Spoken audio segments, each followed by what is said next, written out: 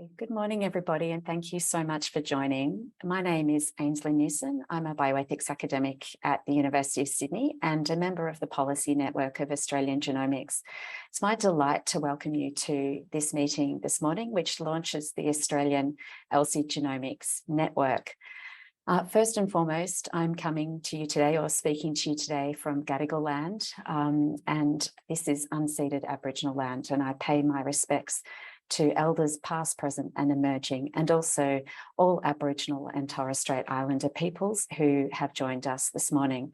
I also acknowledge that it is National Reconciliation Week this week, and so it's absolutely brilliant to have this launch happening during that, and also the subject matter of this launch being tied in with National Reconciliation Week. In terms of other housekeeping, we hope very much that this will be the first of around 4 events per year, with the ability for informal networking in between. And before I forget to do so, I would also like to thank very, very much Kirsten Laurendent, who's here on the call, who has done a huge amount of tech work, networking work, marketing work behind the scenes to help today get set up. So thank you very much, Kirsten. I thought I'd thank you now rather than later in case I forget. And as I said before we commenced recording, we've set this up as a Zoom meeting just to facilitate that opportunity for people to meet and speak with each other. So the way this morning will work is we've got 2 fantastic speakers. We have Azure Hermes from National Centre for Indigenous Genomics at ANU, and Dr. Rebekah McWhirter from Deakin University in Victoria. And both Azure and Beck are going to speak for around about 20 minutes, and then we'll have some general discussion to pick up from both of their presentations. And then in about the final 20 minutes or so, we will enter some breakout rooms where you'll just be put in a random room and hopefully with some people that you haven't met before, and have an opportunity to just say hi, tell people about who you are and what you do, and hopefully meet some new people, which is part of the purpose of this network. So let's move on to the presentations. I'll start by just introducing both of our speakers. So Mrs. Azure Hermes is the Deputy Director of the National Centre for Indigenous Genomics, and that's a relatively recent appointment to that precise position, I believe. And so congratulations, I hope you're enjoying it so far. And National Centre for Indigenous Genomics, or NCIG, is at the John Curtin School of Medical Research at the Australian National University. And this centre focuses on trying to improve, using genomics to improve health and wellbeing of Australia's First Peoples, and forging new approaches to ethically and culturally challenging topics of Indigenous genomics research. And Mrs. Hermes is from the Gimai Walubara Yinji, I was doing so well, Yidindi people, who are traditional custodians in the Cairns area. And Azure, please correct me, because I always try to get those pronunciations right. How did I do? Sort of, okay.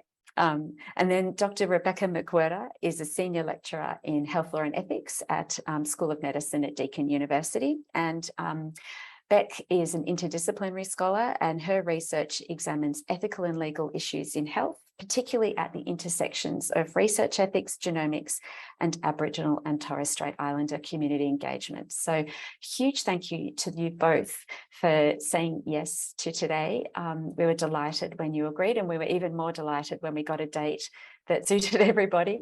So we'll now move on to Azure's presentation, and I'm going to be driving the slides for this presentation. So I'll just get that set up.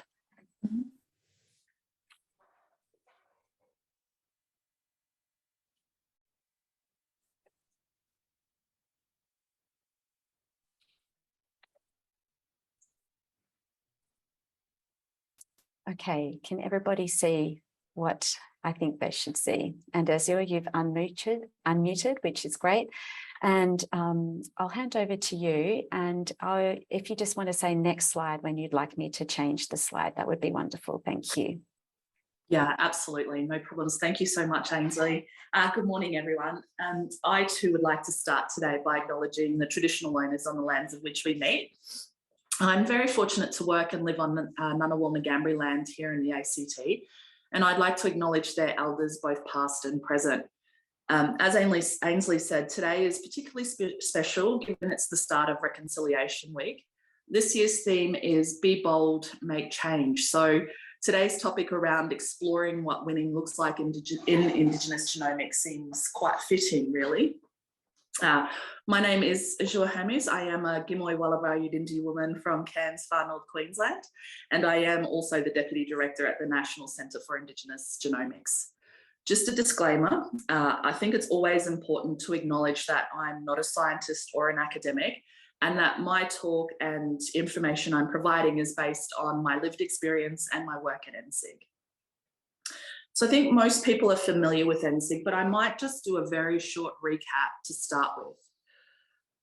So ELSI houses a collection of 7,000 blood samples that were collected from 35 different Aboriginal communities across Australia. These samples were collected between the 1960s and the 1990s, but mostly between that 1960s, 1970s period. Not much is known about the consent process, but given the era, the chances of informed consent being given is highly unlikely. So what I mean by this is that samples were collected in two ways. The first is where a researcher would go into community and collect the samples themselves. And the second would be when researchers would apply to places like the Department of Health to use their samples. So an example of this might be Gallowinku community, who in 1968 had a typhoid outbreak. And so the whole community had their sample collected for preventative measures. Once the Department of Health had finished with those samples, they were then passed on to other researchers to use for different projects. So even if the participant gave consent for the typhoid study, did they then know their sample would be given to somebody else to use for a different purpose? Since then, ANU and ELSI have committed to finding all 7,000 participants in that and their families, if they've passed away, to talk about what to do next. Can we keep and use these samples, or should they be disposed of? And if we were to dispose of them, how do we do it? Can it be done here in Canberra, or should we take them back to country for ceremonial reburial? The purpose of ELSI is to create a biobank, essentially a library of Aboriginal blood samples where researchers could apply to use these samples for medical and health research in a safe and culturally appropriate environment. Now, two main pieces of scientific work right now is around population variation and long-read assembly.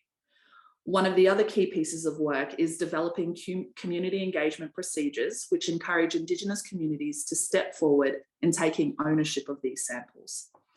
And this isn't to blow my own horn here or anything, but I think our community engagement work is probably what we're best known for.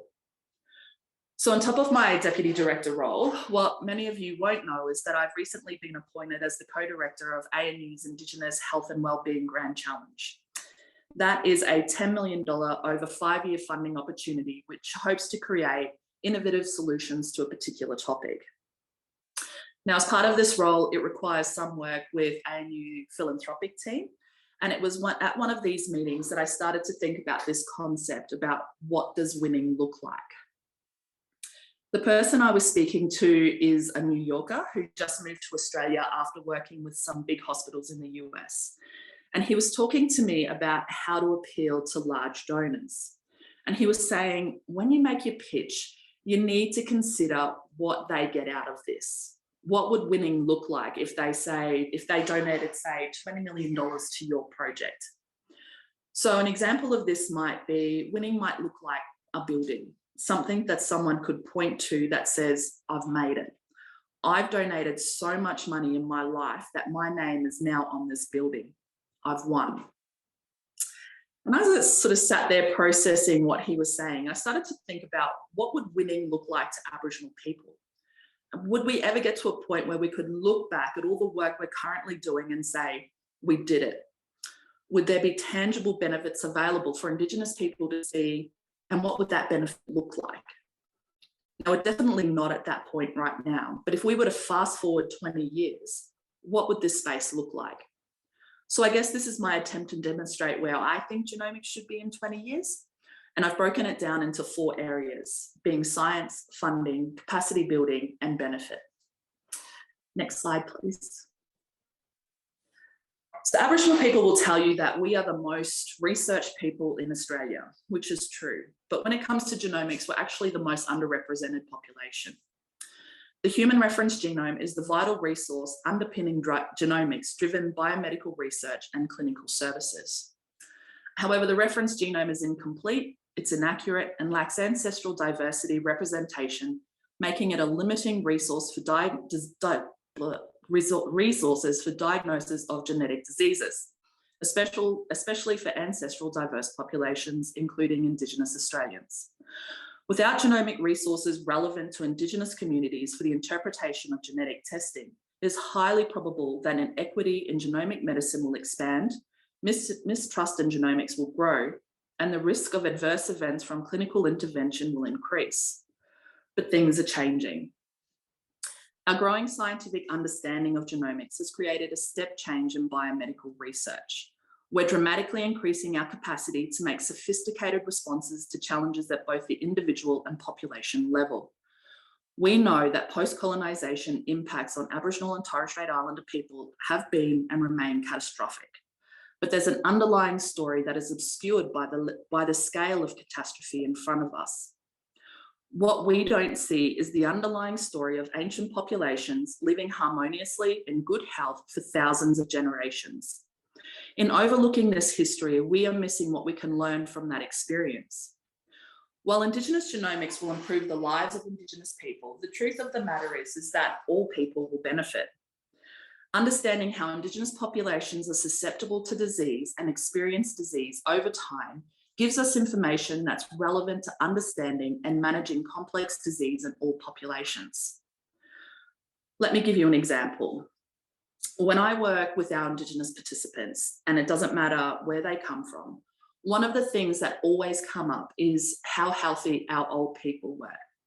Now, remembering most of our samples are collected in the 1960s and 70s. So people would say to me, our old people are so healthy. My parents were so healthy. They lived till they were 70, 80, 90 years old, and they'd still be going out hunting and collecting bush foods. They'd still be practicing culture with painting and weaving and carving, and they'd still be participating in ceremony, taking young men and women out to do their business. And yet one generation later, me being born in the 70s, I've got diabetes. My husband has cardiovascular disease and high blood pressure. There are 10 people within my family that have end-stage kidney disease. Why is this happening? It cannot just be about the food we eat. We know that there are genetic factors that are contributing to the rise of complex disease within our Indigenous communities. We know that pre-colonisation Indigenous people survived for more than 60,000 years on this continent in relative health and stability. And we know the devastating effects post-colonisation has had. But if we can understand what genetic factors contribute to keeping Aboriginal and Torres Strait Islander people strong and healthy until recent times, we'll have more information about how to overcome complex disease for all Australians and Indigenous and marginalised communities around the world. Next slide, please. Now, I'm not here to criticise grant processes such as the NHMRC, ARC, MRFF. In fact, the federal government's commitment of $500 million through the Future Missions Fund has been encouraging. I'm also a very proud recipient to a number of these grants. Significantly in 2021, under the steady hand of Professor Alex Brown, ANU's first Professor of Indigenous Genomics, and in recognition of the importance of NSIG's agenda, we were successful in receiving a prestigious National Health and Medical Research Synergy Grant. So I know that most people are familiar with the Synergy Grant, but just to recap, these are government-funded grants supporting outstanding multidisciplinary teams to answer major questions that cannot be answered by a single investigator. The fact that NSIG was selected for this award speaks to the need for this research, the technical capabilities of our team, the potential for health impact, and the partnerships and structures we've put in place to conduct Aboriginal genetic research the right way. This grant empowers ANU to build Australia-wide Indigenous-led expertise in genomics.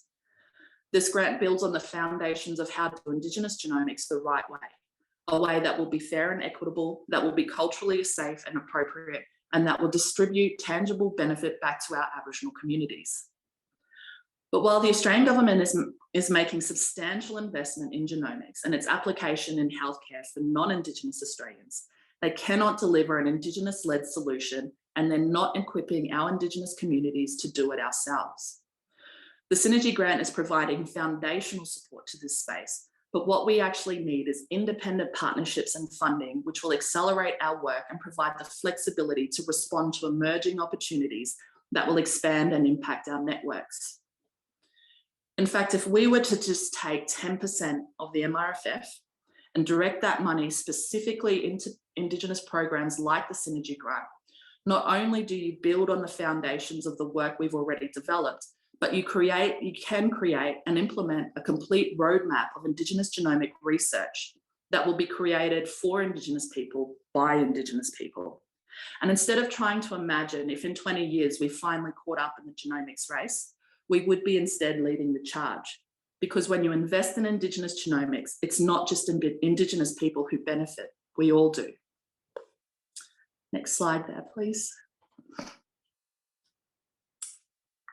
Often when I give talks about NSIG, one of the things that I often speak about is the level of responsibility Indigenous researchers feel when working with our communities. The understanding of the type of trust that our mob gives us when they provide a sample or consent is something that most people will not understand. That trust and responsibility drives the work that we do. It puts the fire in our belly every time we go into meetings to fight for what it is we need.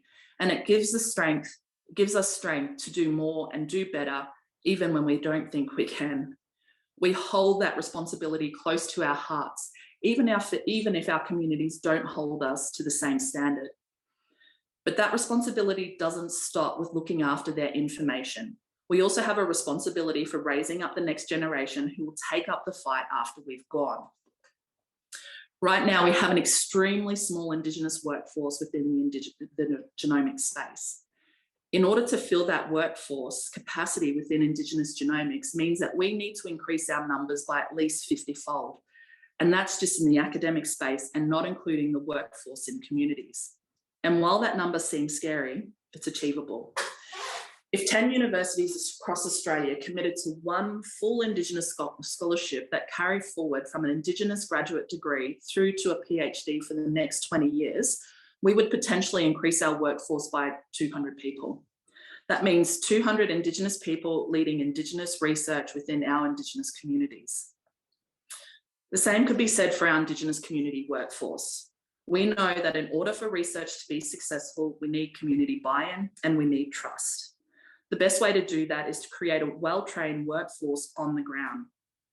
Our community partners are the face of our research, and let's face it, they do a lot of heavy lifting when it comes to building those relationships. So what does investing look like? Firstly, education. Committing to work with communities to increase their genomic literacy.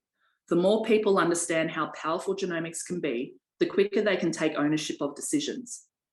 I've no doubt that when communities start taking ownership of their information, it will change the landscape of Indigenous genomics completely. Employment. Employing Indigenous people from community to work in this space is incredibly valuable, but it has to be meaningful. We need our research partners to have access to secure employment. Currently, NSIG is investigating how we can employ a person either full-time or part-time through our partner organisations to conduct our research. This arrangement means that organisations have a confirmed salary, which includes all leave entitlements and super, for a contracted period of time. And it means that NSIG has access to trained staff members who take ownership over this work and work with communities to come up with a solution that best suits them. While I appreciate the things that I've talked about here require a huge financial commitment from universities, philanthropy and funding bodies, this is what real capacity building looks like in Indigenous communities. It isn't cheap, but it's essential, and you cannot advance Indigenous genomics without it. Next slide, please. One of the main comments I receive in community is the lack of benefit that community receives from researchers. It's a common perception that a researcher comes into community and it does a lot of taking. They take our samples and our stories, and often it's returned for a $20 gift card for fuel or groceries, and with the promise of returning with information, but never do. Instead, what they do is they take our valuable gift and they do their research and they get their grants and they write their papers, and community is left wondering, whatever happened to that nice researcher who was going to help us with our diabetes? I wish I was being sarcastic. In fact, a lot of those conversations take about a quarter of my time during community outreach. But it doesn't have to be this way. These days, researchers are trying harder to do and be better with community engagement and research. There's been more of a push for two-way learning when it comes to development of research projects, consent forms, information sheets, and community engagement plans. And there's been more of an effort to take information back to community. Now, Beck will give you a very brief rundown about what meaningful short, medium, and long-term benefit will look like. But I thought I'd try and throw out some different options for you. Firstly, research access committees in communities. I spent 2 years working in Gallowinku, both collecting consents, but also repatriating samples back to community. And as part of our regular debriefing sessions between NSIG and our research partners, we had this discussion about what next. One of the things that this organisation spoke about was the number of research applications it receives. They spoke about the small budgets that people put aside for community engagement component and the demands that this puts on this particular organisation. But they also didn't feel like they could say no, even if the research didn't align with their values, because they were in need of funding. So we developed a research access committee. Now, researchers who would like to work with this community can apply through an online process. As part of that application pack, researchers will receive a realistic guide of how much outreach actually costs, including an hourly rate of staff members, which includes superannuation, remote service allowances, and admin fees. The committee meets 4 times a year to discuss the different applications it receives. Now, this is a very formal and Western style approach to research, but this community have adapted and adopted to suit their needs. But also it's done in a really culturally safe and appropriate way. It also means that community outreach will be funded properly in communities and will no longer be a burden on organisation. It also means that researcher will receive better outcomes. Programs like this should be considered by all communities, particularly those that see a high volume of requests. Number 2 is community infrastructure. My wish is that more work and funding would be spent on building a two-way interface system with our communities. One which allows communities to be in charge of their genomic data, which gives them access to research requests and where information could be shared to medical experts if need be. Family history and medical information could be stored on this system in an anonymised way, so that vital information could be shared with researchers as part of their project if need be. The system would adopt all the principles of data sovereignty, which means that Indigenous people would be in charge of their own data. This will allow Indigenous people to take ownership of research decision, but also direct the type of research that is relevant to them and their community. Now, the next 2 points are straight to the point. They don't need much explanation. Commercial gain. That agreements have been put in place, which means that Indigenous people will share in any commercial gain from research which uses their sample, data, or knowledge. And the best benefit of them all is health. That we've made significant progress in areas such as precision medicine, where genomics has ensured the right treatment gets to the right person at the right time to treat their illness in their context with therapies that are best suited to their needs. Next slide, please. In wrapping up, I'll say this. In reality, my vision of what willing looks like in this space is not entirely clear. And to be fair, I'm not sure if it ever will. But what I do know is that there is an incredible amount of work to go. All I can hope for is when I walk away from this space, that one, I'm walking away knowing that there is a strong new wave of Indigenous researchers who are taking up the challenge and moving us in a direction further than I could ever imagine. 2, that we've delivered some actual benefit back to our communities, whether that means giving them a platform to take ownership over their decisions to actual medical trials around complex disease. And lastly, that I've done enough to make communities proud, that the trust they've invested in me has paid off tenfold, and that I can safely look in the mirror and be satisfied with the work that I've done. Thank you so much for having me today. I hope that's been enjoyable, and I'd like to hand over to my friend Rebekah.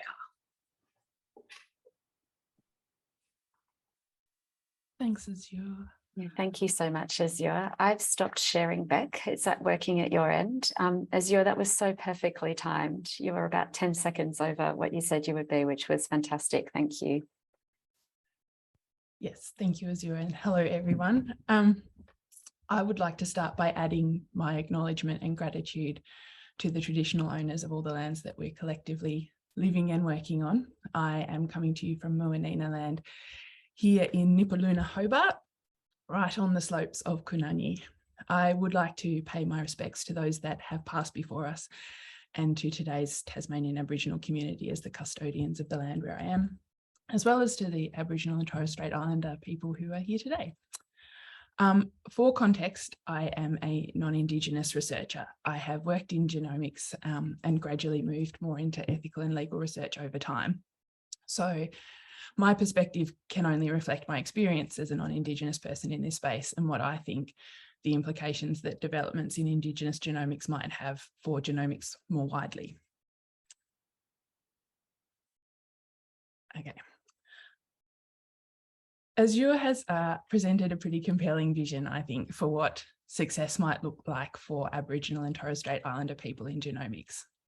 And one reason why I think it's useful to examine the issue from this perspective, as in what would success look like for the people involved, is that it helps to reorient the narrative from a deficit model to more of a strengths-based approach. In Indigenous health, the dominant narrative for a long time has been focused on the negatives. In genomics, there's been a tendency to follow a pretty familiar pattern. So first, Aboriginal and Torres Strait Islander people have worse health outcomes and experience a greater burden of disease. Second, genomics might help alleviate this problem by elucidating disease etiology or improving diagnostic, preventive or therapeutic tools. Indigenous people are underrepresented in genomic research and genomic data sets, as we know from work like Popejoy and Fullerton's here. Therefore, we need to do more research on Indigenous and Torres Strait Islander people. The way that expectations around funding applications and journal publications work kind of draws us into framing things in this way. But in doing so, we kind of miss a lot of the bigger issues, like, is this what Indigenous communities actually want? Why are Indigenous people underrepresented in genomic research? Do the potential benefits actually outweigh the potential risks for Aboriginal and Torres Strait Islander people?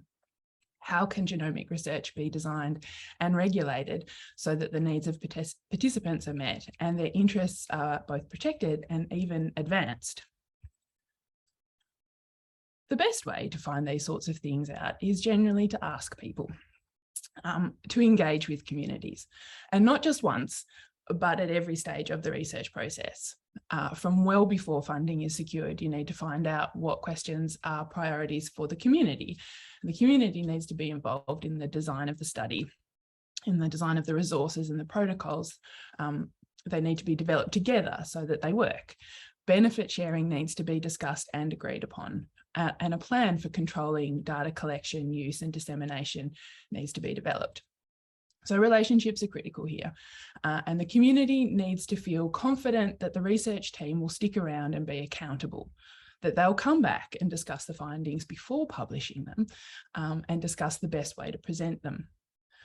And of course, this ongoing process of engagement and relationship building works best when the research is led by Aboriginal and Torres Strait Islander people, as Azure has explained. Community consultation and engagement has become a pretty widely accepted part of the research landscape recently, most notably perhaps within Indigenous health, but not exclusively so. And I think that changes to the funding landscape in recent years, especially around the MRFF, have seen consumer engagement become much more central to all research.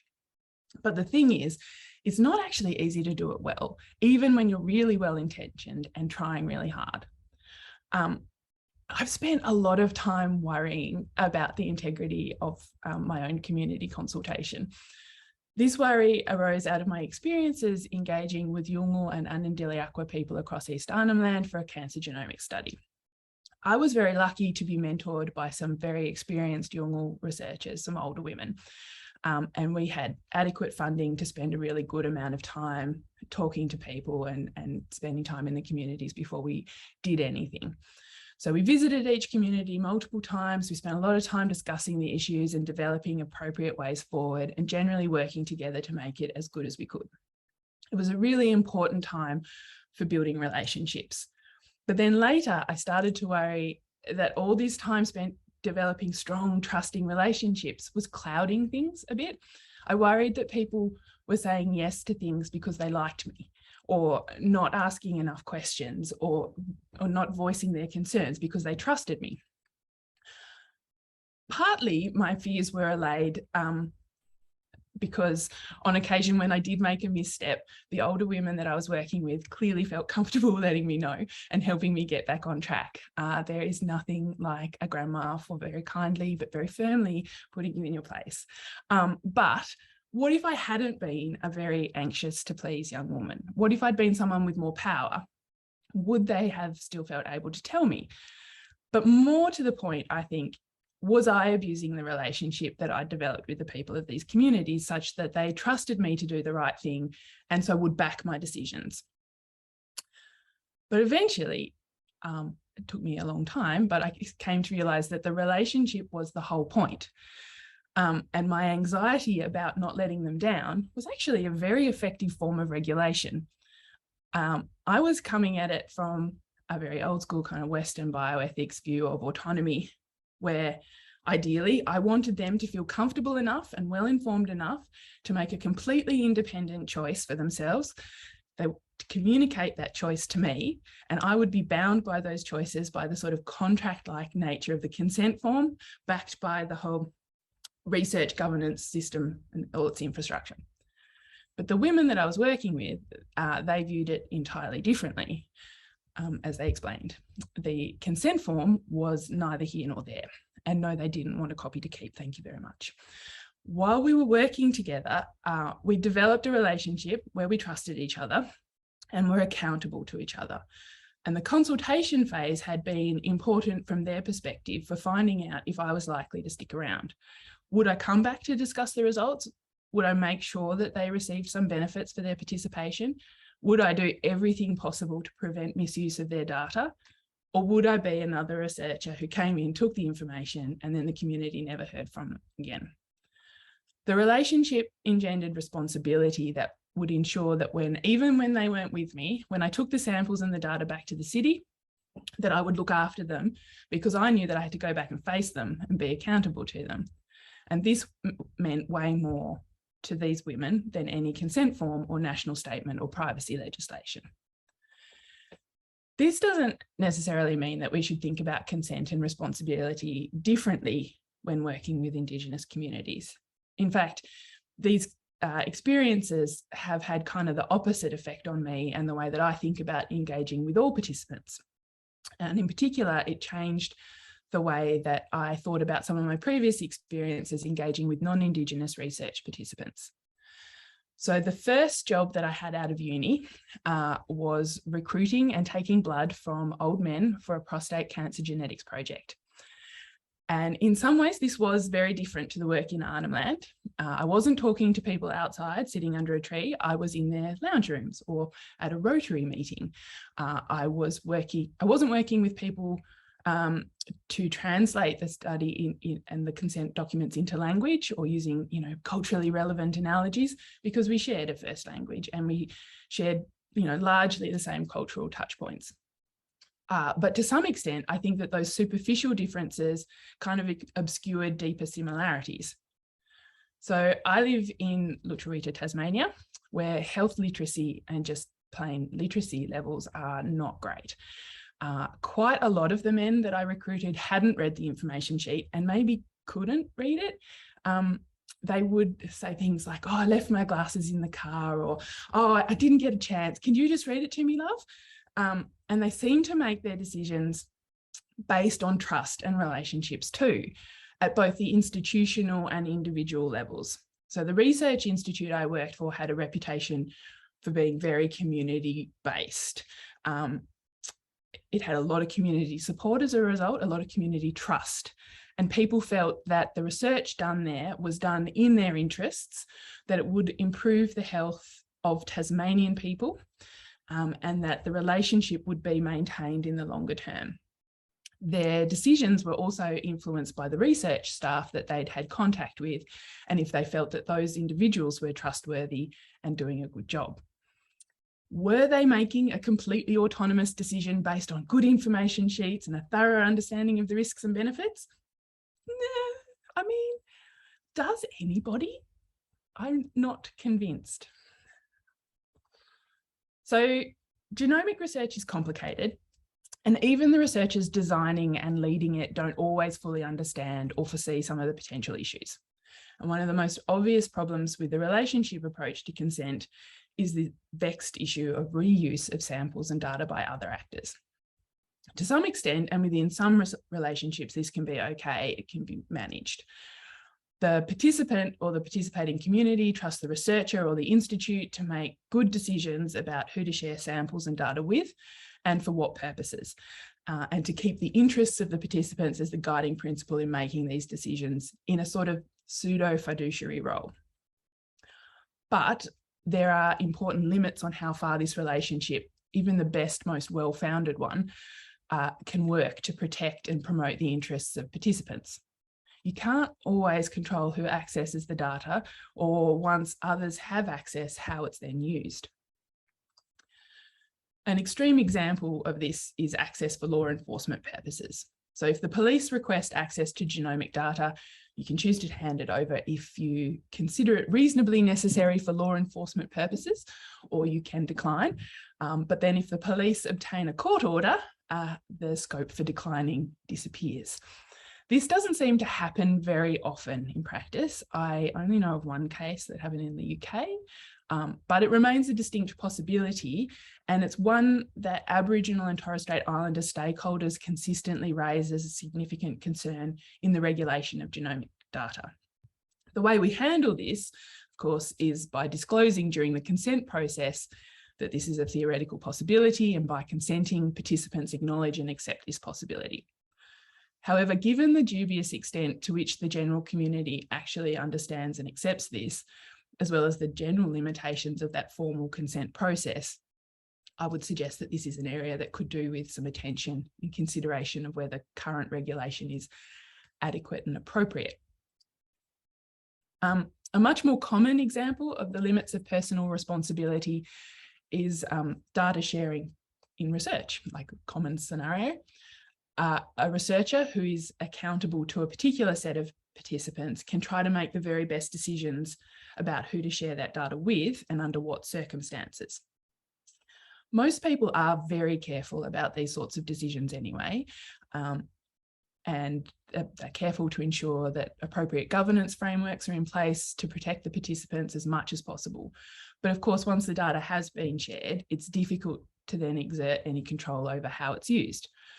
Mostly this won't be for nefarious purposes, but that additional degree of separation makes it tricky to ensure that everything aligns with the priorities of participants and doesn't expose them to additional risks. The relationship effectively gets stretched too thin, and the connection of responsibility is diluted too far to exert a guiding influence anymore. We try to regulate this through data sharing agreements or material transfer agreements and use various legal mechanisms to give force to participant interests as much as possible.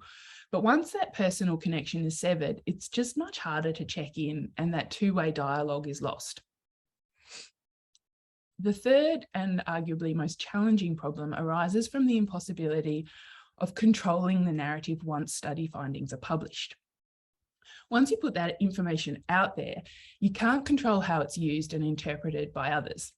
So science loves to think of itself as an objective discipline, but how raw data are interpreted is obviously anything but objective. And I think there's a growing awareness that this is an emerging problem, or a growing problem for genomics in particular.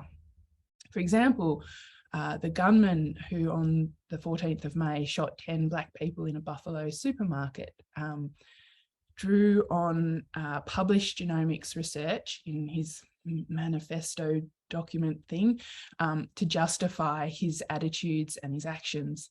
And he tapped into white supremacist groups who were sharing scientific articles that they interpreted as supporting their racist beliefs. For example, they drew on genetic research to try to prove that white people have a genetic intellectual advantage over Black people. Now, to be clear, the articles were being misinterpreted here. That wasn't the way that the scientists who'd published it had intended their work to be used, and perhaps didn't foresee that that was a likely outcome. But as some of them, the scientists involved, have recently noted in an article for Scientific American, viewing these studies, and I quote here, as nothing more than the unfortunate choice of weapon for a domestic terrorist driven by delusions instead of facts, enables a level of moral disengagement that just won't cut it anymore. So they're not advocating for scientific censorship, but they do call for people to try harder to anticipate how their work may be misused, to put more care into how findings are communicated, and for all of us, I think, to think about the social risks of research. This, I think, adds additional weight to the imperative for Indigenous leadership in this space and community involvement in all the stages of the research process, because the people most likely to be harmed by the social risks of genomic research are likely going to be a lot better at spotting these risks than, say, middle-aged, middle-class white researchers. It speaks to the need for diversity and capacity building in science more broadly. So the issues that Azure and I have talked about today, about making sure that genomics research pursues questions that are important to participants, making sure that participants benefit from genomic research in meaningful ways, and that participants have some control over how their samples and data are used and shared so that they aren't forced to assume risks that they're not comfortable with, are not exclusive to Aboriginal and Torres Strait Islander people and communities, but they are particularly acute in this context. Because of this, people working in these spaces have been compelled to sort of up their game a bit and work a bit harder to demonstrate that they and their systems are trustworthy. And you can see this in the examples that Azure shared. It's critical to properly engage with communities, to build trusting relationships and to hold up your end of that relationship with integrity. It's also about facilitating control and giving effect to people's wishes over the longer term, about building capacity and promoting Indigenous leadership in this space. And from Azure's presentation, we can see some of the structural and technological developments that are occurring to make this happen on a much bigger scale than was previously possible. And this is all tremendously exciting, and it's so good to have this growing sense of optimism about the direction that Indigenous genomics is taking. But there is still such a lot of work to do. And one thing that I think might be undermining progress in this area is a tendency for non-Indigenous researchers to look at developments and expectations and think, oh no, that's too hard. It's too expensive, it's too time consuming, and it's not my main focus. So I just won't get involved. And there's a view that Indigenous genomics is a separate thing over there, and we'll just quietly get on with everyone else over here. But that doesn't make any sense for two fairly obvious reasons. First, they're probably incidentally recruiting Aboriginal and Torres Strait Islander people as participants in their broader population studies anyway, and just pretending like these issues aren't a problem if it only affects a few people, or if they're urban based, or I'm not really sure about the logic there. Secondly, the issues that are of concern to Aboriginal and Torres Strait Islander people are also of concern to everybody else. Like, the issues might not be as acute, or they might be mitigated by shared cultural viewpoints between researcher and participant to some extent. But people are definitely concerned about the use, sharing and management of their data and all the same issues. So there's quite a strong case to be made that what we've learned about improving genomic research with Indigenous communities is applicable to all genomic research. That rather than being a separate thing, the expectations around community engagement, responsibility and benefit sharing with Aboriginal and Torres Strait Islander communities represents a gold standard that we should be pursuing as a general strategy. So the benefits of identifying what winning looks like for Indigenous genomics are actually much broader, and the methods and the structures developed to ensure Indigenous voices and knowledge are guiding their own health and wellbeing priorities can have flow-on effects that benefit everybody. And as I finish, I would just like to acknowledge that all of my thinking on this topic has been influenced by working with lots of delightful people across a number of projects, but particularly these three. Thank you very much.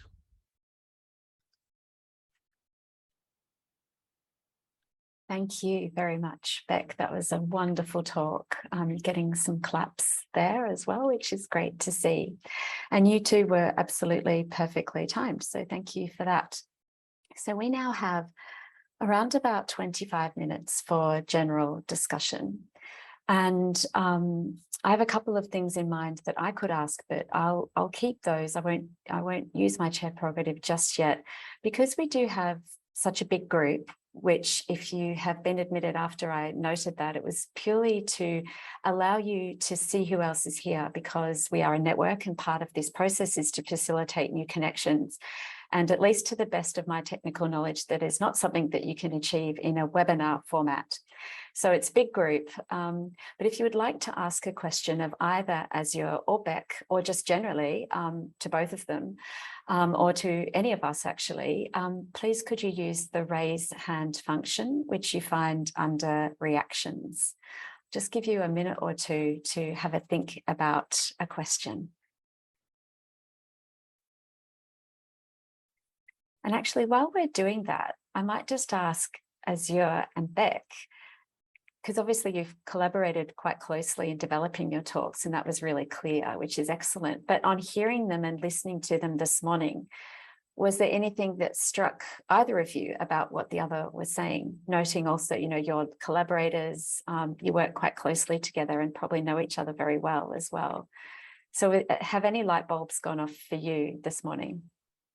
I think it was really good to hear about Beck's, I suppose, thoughts around community engagement and trust building, and how she thought that, you know, would cloud her judgment. Because it's very much kind of, when I do my community engagement, it's one of the things that we talk about a lot. You have to build trust. You've got to have community buy-in. It's got to be Indigenous led. And I often have felt the same thing, like is my relationship with the, you know, these groups of people that I'm working with, who I've become extremely close with, are they now just doing my bidding for me? But the reality is that when you do step out of line, people are very quick to remind you that you're a visitor there, and that this is, you know, actually this is their samples. And if I'm not doing the right thing, then I'm going to know about it, basically. So it's really good to kind of get that perspective from, I suppose, a non-Indigenous person who is working with communities and building that trust, that they're also going through the same thing as me.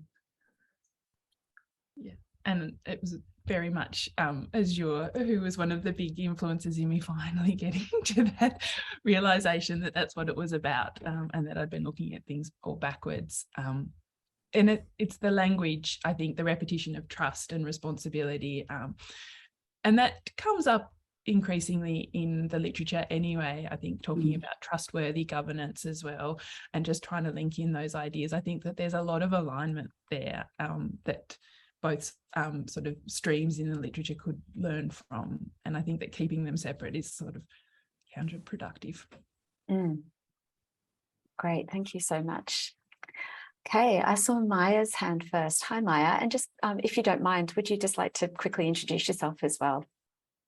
Sure. Thank you, Ainsley. And thank you very much, Azure and Beck, for your talks. I'm Maya Ambegaonkar, and I lead the Inclusive Genomics team at the Center for Population Genomics. And as some of you may know, we, and particularly my team, are working in this space with Australians of what Australia calls called backgrounds. I am not fond of the term called, but we're still using that in Australia. But broadly speaking, we mean non-Anglo-Celtic or non-Northern European in the case of genomics, and not Aboriginal and Torres Strait Islander peoples who are also left out of mainstream research more broadly, and certainly genomics health research. And I'd like to raise the thorny issue of cost. So what we're doing is really it's sort of at the interface of research and community work. I'm not a scientist, I'm not a genomicist. My background is in community health engagement and community health activism. and participatory health policy processes. We're planning to work very closely, we hope, with communities and to lead a co-design process so that there really is a collaborative engagement, and so that people from communities feel that and believe that and know that this is a process that they are not just contributing information to, but co-leading with people who know about genomics. All of this requires time. It requires time in communities. It requires the time of staff in the case of research, and almost never is this funded. We're quite fortunate in having this mission, what we're doing is core to the mission of CPG. And so there's been an understanding since the beginning that we're going to take the time. So my question is, how do we get funding bodies to understand that if we're going to address these issues, we need a lot of money. We need money to do things that won't result immediately in a publication. We need time to do things that will not immediately even contribute to genomics, but will contribute to other kinds of understanding and other kinds of community engagement and in community activism outputs. Does anyone have any good stories on how to do this? And how can we share our stories? That's my issue, more than a question. It's a completely valid and well-shared concern.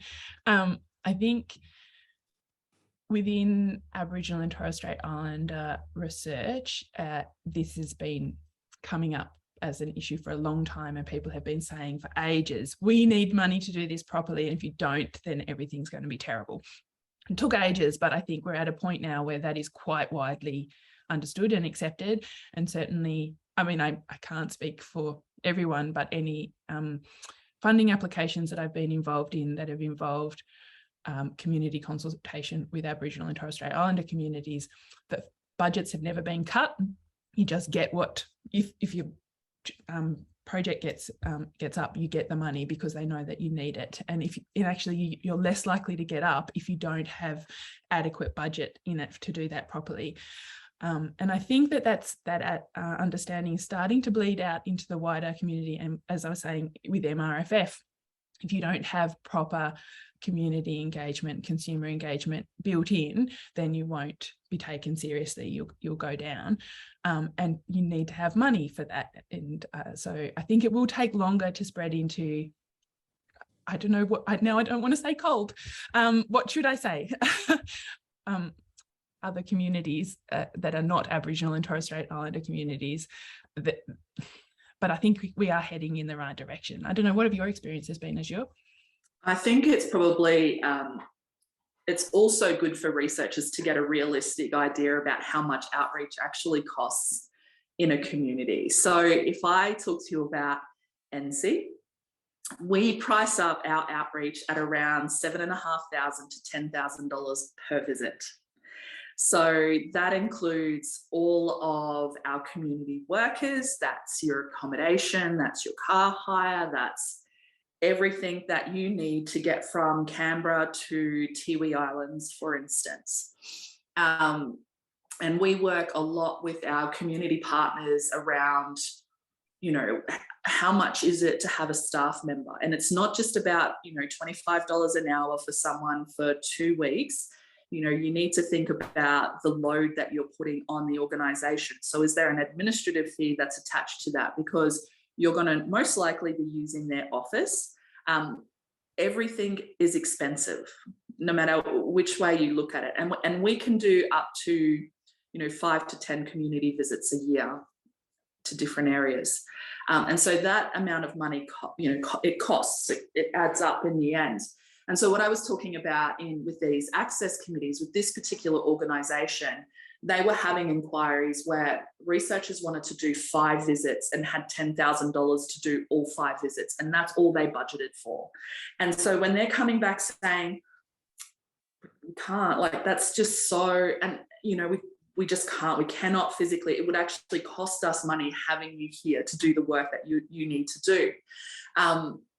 And then researchers would be like, oh, but, you know, we really need to do it. And then this community would have to find a way for them to do their research, instead of researchers actually taking the initiative to go back and say, okay, severely under budgeted for this. We need to think about how we're going to do this.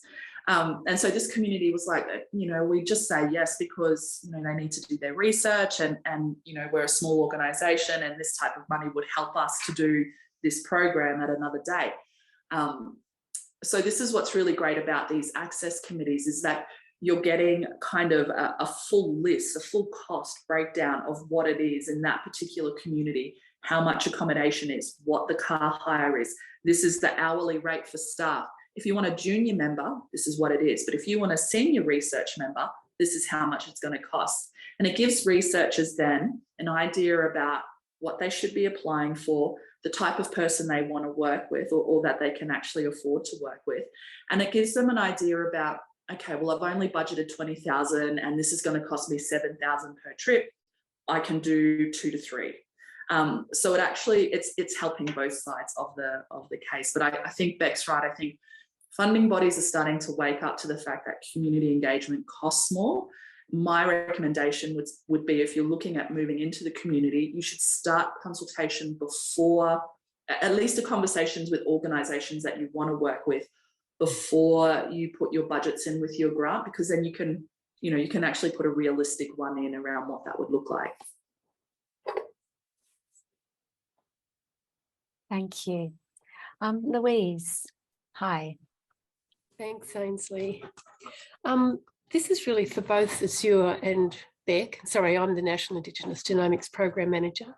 But Beck, your comments about working with the Yolngu women and how they wanted to see the ethics overlaid within their community. And it just made me think about what gaps or how we can strengthen our national ethics protocols and policies based on what communities actually want to see happen on the ground. And is there a gap, or are there ways in which the current national policies can be applied to meet communities' needs, or is there another way that we can do this better? That's such a good point, Louise.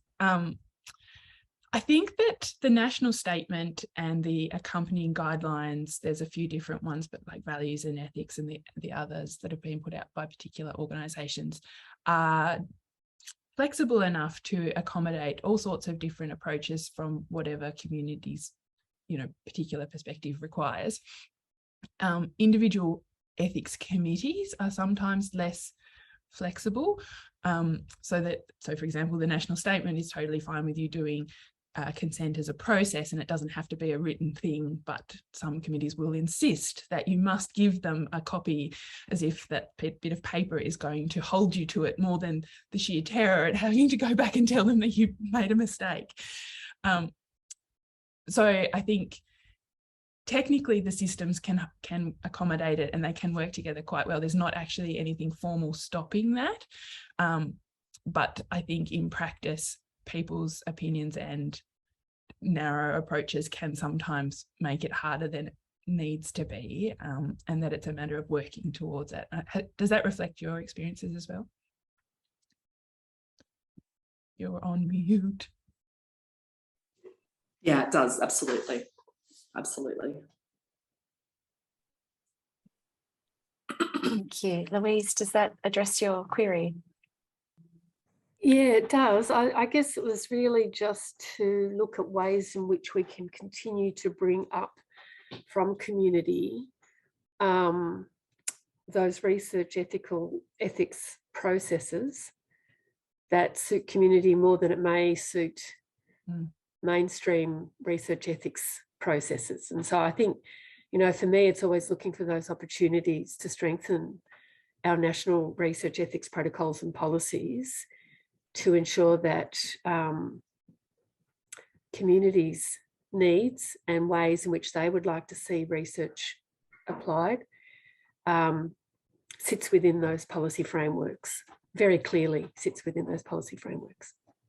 And that speaks to capacity building as a priority as well, because part of the reason that I was given such good direction is that I was being mentored by really senior Yolngu researchers, like Laura Mapalama and people like that, who had worked in the space for a really long time. But if I'd started in a different community, where there just wasn't someone with that background, then I wouldn't have had that guidance, and it would have been much more bull in a china shop kind of situation. So making sure that there are lots of people who are given opportunities to have employment and education and to be paid properly for their expertise.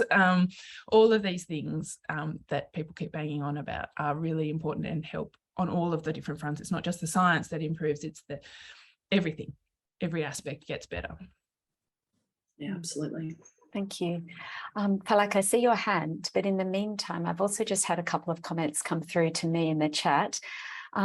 Professor Jackie Scully, who is at NSW, has messaged to say, in her view, there's a lot of parallels here with working with other groups. And so Jackie's particular expertise is people who live with disability, and for example, particularly intellectual disability, around building relationships and trying to convince funders, such as the NHMRC. And I know we have at least one person from the NHMRC here today. I'm not sure how much power that person has, but this is something that takes time and money. But also, Louise, to your comment around the national statement, there are some of us, myself as one of those people, who sit on committees that can help bring those voices forward going in the future. But Jackie, before we move on, I was just going to invite you to, if you wanted to say anything further to your comment. You don't have to. It was more of a comment than a question, but I didn't want to, certainly don't want to say that the issues are identical, but I think across a lot of areas there are echoes that mean that we can learn from those different areas if we have those conversations. Yeah, absolutely. Yeah, thank you so much, Jackie. I also had a comment in the chat from Gayatri. I feel like, sorry, I'll come to you just one second. Gayatri beat you to it. And Gayatri's question is about kind of getting the research going, really, and trying to sort of would something like a hub and spoke model work, where engaged healthcare staff or very trusted members of a community were already well positioned in outreach to be part of that model, rather than sort of transporting research experts to be part of that process instead. Because if you're already well positioned, then you're possibly already trusted, or there might be greater trust in place, or there might be greater understanding as well. I guess that's my comment rather than Gayathri's. And that might help with the engagement aspect. And, that could be a way of, because I sort of feel as someone who probably hasn't, personally, I don't think I have done as much in this space as I should have. And it is for all the reasons that Beck pointed out around resources, over being generally overcommitted, and just, all of those things. So this idea of, hub and spoke and kind of pump priming, that's a terrible word, sorry, but having people who are already well embedded, I'm sure that's occurred to you as well. So if either or both of you want to quickly comment about that. Beck, do you want to go first, or? You go. I was going to say, a lot of the communities I work with, I already have built-in relationships already within those communities. So it has been a lot easier to sort of to do community engagement, because I've already got those trusting relationships. I think you can go into a community and work with people who don't have the experience, particularly in genomics. One of the things that we take a lot of time with here at NSIG is actually just getting the story and the language right from the get-go, making sure that people are comfortable with what we're trying to say, making sure that people are comfortable with the story, with the language you're using, making sure that it's translatable. And when there are words that can't be translated into language, trying to come up with alternatives, but also trying to find a way that kind of makes sense for people. So when we talk about genomics, genomics is already discussed in Aboriginal communities around our kinship systems. And so when you start talking about kinship systems and marriage and, who can have children and why and all those sorts of things, it's an automatic understanding about, oh yeah, okay, no worries, we've got this. So I think, I understand what people are saying about, it's great if you've got people in the community already, and I think that would be fabulous. But I think there's a lot of work that you need to do in order to have that to start with. And once you've built that capacity up to be able to then, and those people have employment and good employment, then you can start tapping into that. But there still is that stage of building that knowledge within communities, I think, that we need to continue with. And I think adding to that, there's a lot of it's very useful to tap into existing networks and existing relationships, because that can, that definitely adds to building trust anyway. If you know that you can by a trusted person, then that gives you a small head start, but you do have to back it up still. So there's helpful things about having those networks, but it's not an answer in itself, because people can't, individuals can't speak on behalf of everyone. That's not how it works in Indigenous communities. It's not how it works in non-Indigenous communities. I can't speak on behalf of everyone in South Hobart, so why should I expect someone in Milingimbi to speak on behalf of everyone there?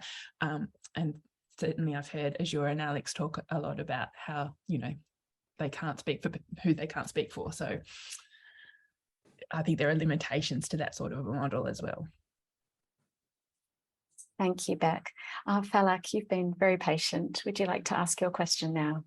Yeah, I actually think that some of what you've just talked about has spoken to what my question was. I guess I was just wondering whether it's feasible to expect that every individual research team or researcher goes to a community or communities separately, for individual projects, and whether we need to pool resources. And I think you've spoken to that with your hub and spoke model, because I guess you need to really consider the burnout of those community leaders that you're accessing. So yeah, I think a lot of us want to weigh into these communities, and it would be really nice if there was somebody there with, mentoring us through that process. And Azure, I think it would be so awesome if you could mentor people, or, have a consultancy where you teach us how to use the right language when we're going to those communities. So yeah, I guess that was the question was, do we all go out and visit those communities and spend those thousands of dollars and start from scratch, or do we use the people who have already built those relationships as a way-in? Yeah.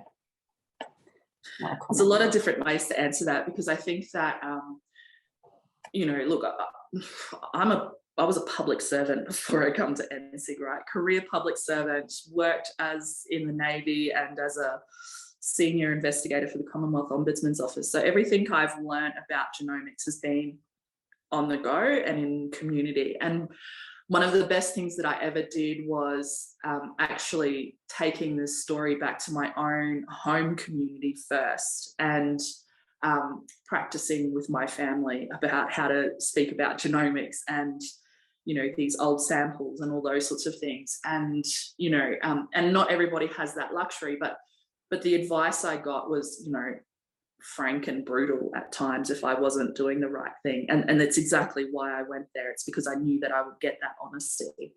And I learn every single time I go to a community, because one of the things you pick up very quickly is that no two communities are the same, and how people will do their business in Yarrabah will be completely and utterly different to how people will do their business in, say, Gallowinku.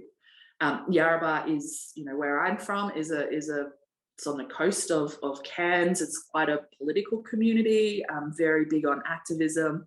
When they make decisions about, their samples or it's singular. Only they will make that decision, or they'll make that decision for their family. They don't want big group decisions. And then you go to Gallowinku, which is, you have to talk to just about every single family member for a deceased person. And at one point, I'd hosted like 22 barbecues, and there was 30 people sitting on the ground on a tarp, and there were like 10 mobile phones on the tarp as well. And we dialed in all these people from other communities to kind of listen, and so that everybody was a part of the decision-making process. I think one of the best things that people could do before moving into a community is to learn a little bit about them. And one of the key things that you can do is actually tap into the land councils that are actually looking after those particular areas. So for instance, if you're moving into the Northern Territory, they have 3 different land councils there. They've got 4, sorry. They've got Andiliakawa, which looks after Groot Island. They've got the Tiwi Land Council, which specifically looks after Tiwi. Then you have the Northern Land Council, which looks after the top end, and then Central, which is, you know, Alice Springs sort of area. And their role is to actually guide you around how to do research in these communities. They have a designated research kind of section that you can call, and they'll give you key organisations that you should be tapping into if you're going to go to a particular community. Now, that's really great, because once you start sort of going to those organisations, even if it's not the right one, someone will point you in the right direction about how to do this.